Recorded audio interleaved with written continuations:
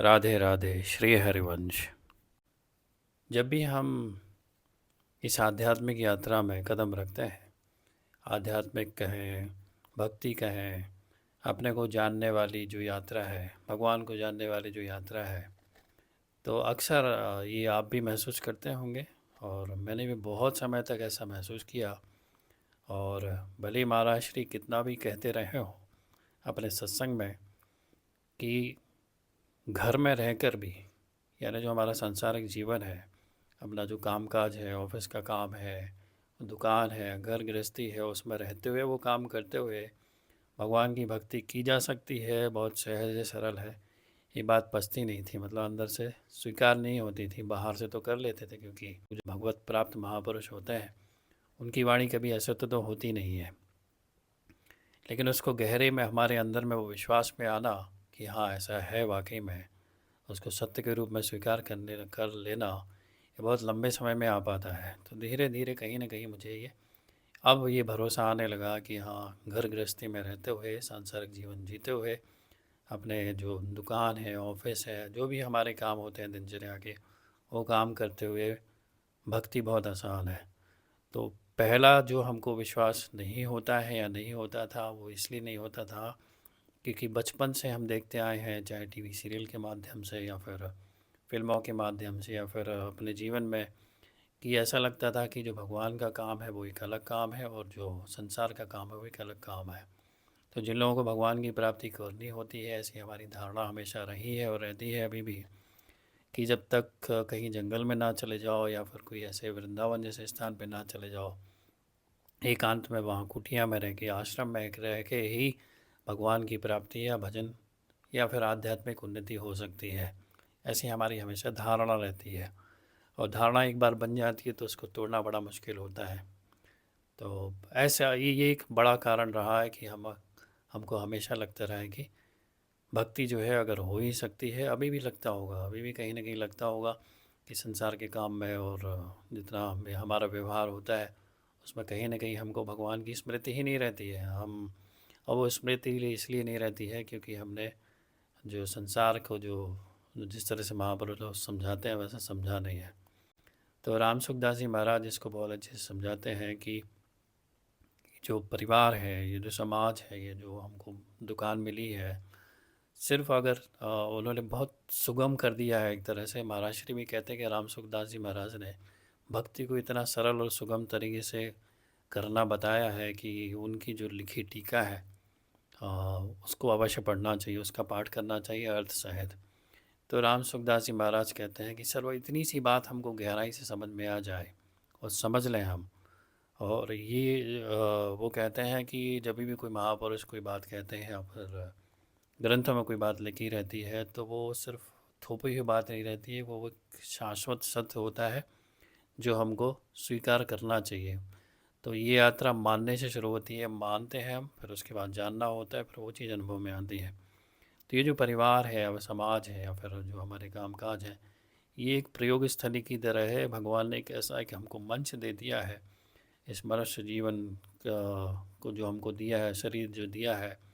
तो जितनी भी हमारी यात्रा है जन्म से लेकर मृत्यु तक, 40 साल, 50 साल, 60 साल, 70 साल, तो भगवान ने ये प्लेटफॉर्म दे दिया है कि इसमें सबसे पहले तो जो हमारे पूर्व जन्म के कर्म हैं उसके लेन देन का भुगतान हो जाए। तो ना केवल सिर्फ हमारे बल्कि उन सारे लोगों के जो हमारे परिवार में है, माता पिता, भाई बहन, पति पत्नी, बच्चे और भी अन्य रिश्तेदार, मित्र जो हमको स्कूल कॉलेज में या फिर अपने प्रयोग जो कामकाज की स्थली होती है वहाँ मिलते हैं, समाज में मिलते हैं, रिश्तेदारों के रूप में मिलते हैं। तो जो भी हमारे अच्छे और बुरे पुराने कर्म होते हैं उनके एक दूसरे के बीच में भुगतान के लिए सुंदर सिस्टम भगवान ने बनाया कि कैसे जो हमारे लेन देन पहले हमने किए थे, जो अच्छे बुरे कर्म किए थे जिन व्यक्तियों के साथ, उन व्यक्तियों की फिर से एक बड़ी सुंदर सी रचना परिवार के रूप में आती है। वही लोग आ जाते हैं हमारे संबंधी बन के अलग अलग रूपों में और हमको उनका लेन देन होना पड़ता है। तो हम देखते भी हैं कि परिवार से आदमी कहीं से भी भाग जाता है, भाग सकता है, लेकिन परिवार से उन्हें भाई नहीं भाग पाता है। तो कोई ना कोई डर या लालच इसको हमेशा इस परिवार में बांध के रखती है, मोह बांध के रखता है। हम देखते हैं कि परिवार में वही व्यक्ति हमारे साथ अच्छा भी व्यवहार करते हैं, हमको प्यार दुलार भी देते हैं, हमारी केयर भी करते हैं, हमारा पालन पोषण भी करते हैं, वही हमको डांट डपट भी करते हैं, उन्हीं से हमको अपमान भी कभी कभी महसूस करना पड़ता है। तो ये सारा लेन देन जो है अच्छा और बुरा दोनों का हमारा इस परिवार में होता है। ये भगवान की बनाई हुई सेटिंग है और इससे हम भाग नहीं सकते हैं। तो सबसे अच्छी बात ये होती है, राम सुखदास जी महाराज कहते हैं कि जब भी हमको कुछ ऐसा लगता है कि यार हमारे साथ ऐसा व्यवहार क्यों हो रहा है, या फिर हमारी बात को ये क्यों नहीं समझ रहे हैं परिवार के सदस्य, तो आप ये मान के चलिए, वो कहते हुए हैं कि हर रूप में भगवान ही आए हैं। और जब भगवान ही आए हैं तो वो जो लेन देन है हमको तो करना ही करना पड़ेगा। तो हमको उस समय ध्यान रखना होता है कि ये जो व्यवहार हो रहा है, ये भगवान ही हमारे विभिन्न परिवार के सदस्य के रूप में हमारे लेन देन को चुकता करने के लिए आ रहा है। तो कितनी अच्छी बात है। जैसे बैंक में है, बैंक में अगर हम अपना हिसाब किताब क्लियर ना रखें, जैसे हम कहीं से लोन लेते हैं तो क्या होता है, हमारे ऊपर कर्जा बढ़ते जाते हैं। तो ठीक ऐसे ही है, अगर ये लेन देन हम स्वीकार नहीं करेंगे और ये भाव नहीं रखेंगे कि भगवान ही इन रूपों में, माता पिता भाई बहन अन्य संबंधियों के रूप में हमारे इन कर्मों का भुगतान कर रहे हैं, तो कभी भी हमको वो चीज़ स्वीकार नहीं आएगी, या फिर हमको ख़राब लगेगी कि इनका ऐसा व्यवहार क्यों है, इनको ऐसा नहीं करना चाहिए, इनको वैसा नहीं करना चाहिए। सारी शिकायतों की वजह से हमारा देखेंगे कि परिवारों में लोग दुखी रहते हैं। तो इसी वजह से रहता है कि वे सत्य को जानते नहीं हैं, जानते हैं तो फिर स्वीकार नहीं करते हैं। स्वीकार कैसे होगा? धीरे धीरे धीरे, जब निरंतर हम इस चीज़ को सुनते रहते हैं, सुनते रहते हैं, सुनते रहते हैं। तो भगवान ही हर रूप में आते हैं, चाहे वो जड़ हो चाहे चेतन हो। तो पहला हो गया कि हमको कर्मों का भुगतान करना होता है। दूसरा होता है, यही एक प्रयोग स्थली होती है जहाँ पर हमको ये भाव जो हम करते हैं कि कोई भी हम जिनको संबंधियों को हमने अपना स्थायी संबंधी मान के रखा है, असल में वो भगवान ही है। उस चेहरे के पीछे जो कार्य कर रहे हैं वो हमको भले ही एहसास नहीं होने देंगे कि वो साक्षात भगवान ही है। क्यों? क्योंकि उनको वो अपना काम ठीक से कराना है। यही वो जगह है जहाँ हमको ये जो अध्यात्म के प्रयोग हैं, अध्यात्म के सूत्र, उनको अप्लाई करना है कि संसार में रहते हुए हमको इनको अपना संबंधी ना समझ के हमको इस सिर्फ ये सेवा के लिए शरीर दिया गया है। तो हमारी जो भी हमारा रोल होता है समय, पति के रूप में, पत्नी के रूप में, बच्चों के रूप में, माता पिता के रूप में, या फिर जो हम ऑफिस में काम करने जाते हैं, तो ये परिवार हो चाहे वो ऑफिस हो चाहे दुकान हो, ये सारी सृष्टि चूँकि भगवान की है। तो जो काम हमको दिया है, जो जिम्मेदारी हमारी है उस समय, जो हमको अपना कर्तव्य कर्म करना है, स्टूडेंट है तो पढ़ाई अपना कर्तव्य हो गया, तो वो हम जो भी सेवा दे रहे हैं, जो भी कार्य कर रहे हैं, अल्टीमेटली सेवा जो है वो पहुंचती भगवान को ही उस माध्यम से। असल में तो माध्यम भी जैसे कुछ नहीं होता, वो उसी रूप में स्वीकार कर रहे हैं तो उसी रूप में उनको मिल रही होती है। तो एक बड़ा अच्छा उदाहरण स्वामी राम सुखदास जी महाराज देते हैं। वो कहते हैं कि जैसे कि सारा जल जो है संसार का, उसका बहाव आप देखेंगे तो किस तरफ है?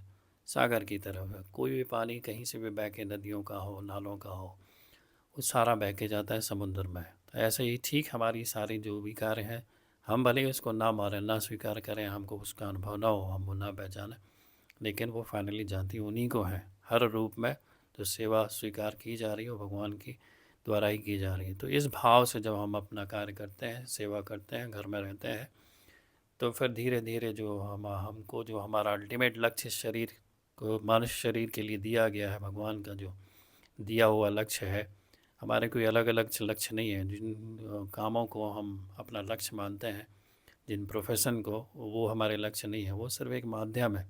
वो अपनी आवश्यकताओं की पूर्ति के लिए और सेवा के लिए है।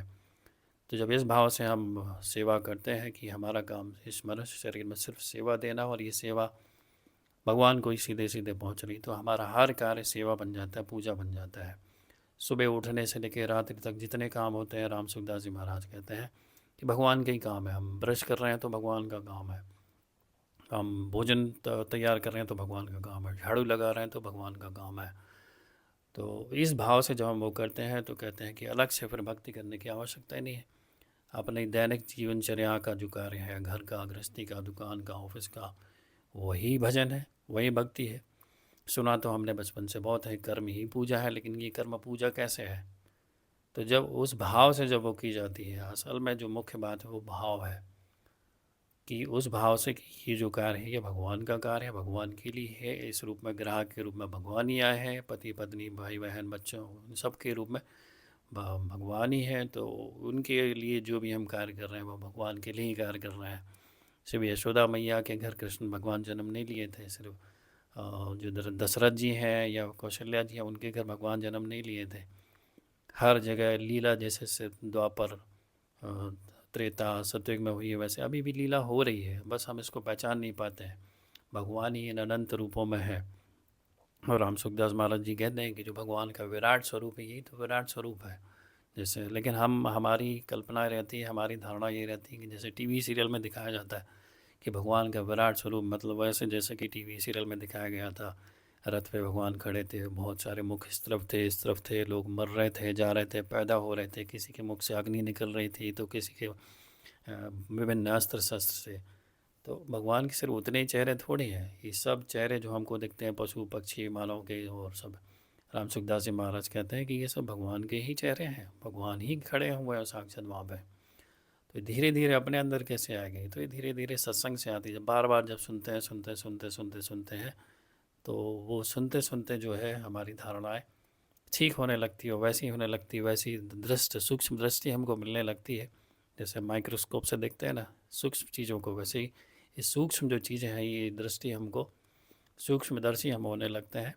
और हमको जो बहुत अत्यंत गूढ़ बातें हैं जो हमको नज़र नहीं आती, जो बाहरी जो सिर्फ हमको नज़र आता है, उसके अंदर का जो है असली जो सत्य है वो हमको धीरे धीरे नज़र आने लगता है। तो सत्संग एक बहुत महत्वपूर्ण चीज़ है, महापुरुषों के सत्संग।